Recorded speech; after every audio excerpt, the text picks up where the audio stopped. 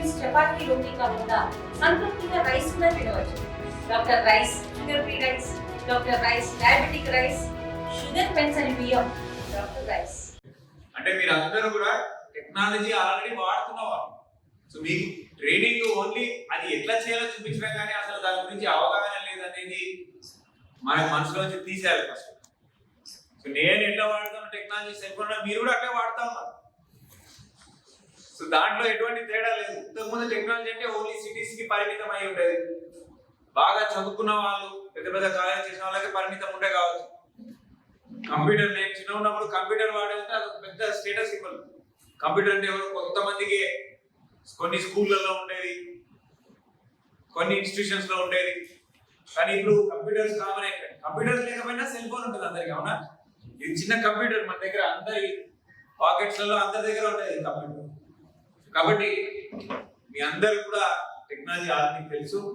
ఇవాళ ఇక టెక్నాలజీ వాడుకుంటూ ఈ కామన్ సర్వీస్ సెంటర్ కి ఈ పరిణితి చెందుతూ మీరు ఒక స్కిల్ సర్టిఫికేట్ ఏదైతే పొందుతున్నారో మీ అందరికీ కూడా దాని శుభాకాంక్షలు తెలియజేస్తూ మీరందరూ గుర్తుపెట్టుకోవాల్సింది ఈ టెక్నాలజీ వాడుతూ ప్రతి ఒక్కరు మన విలేజ్ లెవెల్ ఆ సర్వీస్ సెంటర్ మనం మొదలుపెట్టి మనం చేసినట్లయితే ముందు ఇంకా మనం ఎక్స్పాండ్ చేసుకుంటూ వెళ్ళొచ్చు. ఇప్పుడు ఆధార్ ఎట్లయితే ఎక్స్పాండ్ అవుతుందో ప్రతి ఒక్కరికి ఆధార్ అవసరం. మన దేశ జనాభా పెరుగుతూ ఉంది.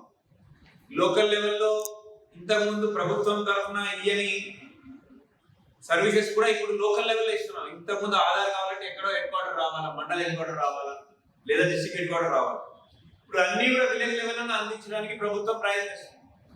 సో పుట్టినప్పటి నుంచి మన బర్త్ సర్టిఫికేట్ కానివ్వండి, కాస్ట్ సర్టిఫికేట్లు, Aadhaar level updations, banking services ఏవి ఉన్నా కానీ ఫీల్డ్ లెవెల్లో, గ్రౌండ్ లెవెల్లో చేయడానికి ప్రభుత్వం ప్రయత్నిస్తుంది. ఇప్పుడు మన సెంట్రల్ గవర్నమెంట్ స్కీమ్స్ కూడా అన్ని కూడా విలేజ్ లెవెల్లోనే అందించడానికి ప్రభుత్వం ప్రయత్నిస్తుంది. సో ఇటువంటి సమయంలో ఇది ముందు మనం వచ్చే 5-10 సంవత్సరాలు ఇంకా పెరగబోతాం.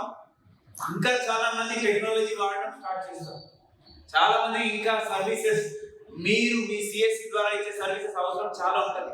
తద్వారా మీకు ఆదాయం వచ్చే వెసులుబాటు, ఆదాయం వచ్చే అవెన్యూస్ మీకు ఇంకా పెరుగుతాయి. సో కాబట్టి ఇవాళ మీరు ఇది తీసుకునే ట్రైనింగ్ చాలా చాలా ఇంపార్టెంట్. ఫీల్డ్ లెవెల్లో మీరు దీని మీద మంచిగా పట్టు సాధించి మంచిగా ప్రజలకి సర్వీసెస్ ఎంతైతే మన నిర్ణీతమైనటువంటి అమౌంట్ కలెక్ట్ చేస్తూ మంచి సర్వీసెస్ చేసినట్లయితే ఫ్యూచర్ లో ఇంకా చాలా సర్వీసెస్ ఉంటాయి. మేబీ పాస్పోర్ట్ విలేజ్ లెవెల్లో ఇచ్చే సర్వీస్ మొదలవుతుంది కావచ్చు.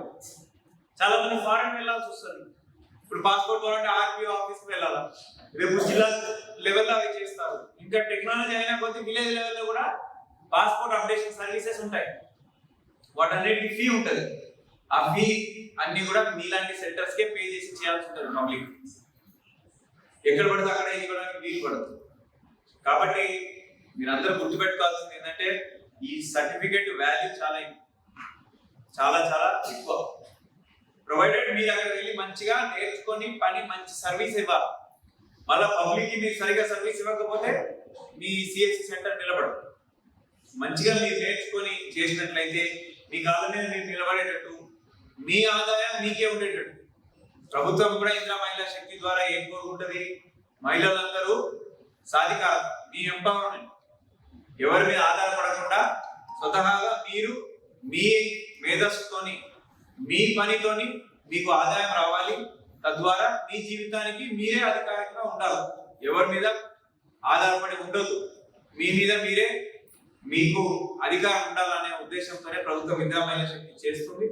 తద్వారా ఎస్హెచ్జి స్వయం సహాయక సంఘాలకి మనం పెట్టుబడి సహాయం కానీ, ప్రభుత్వం నుంచి సలహాలు, సూచనలు, ట్రైనింగ్స్, ఇలా హ్యాండ్ హోల్డింగ్ అన్ని కూడా చేస్తా ఉన్నాం.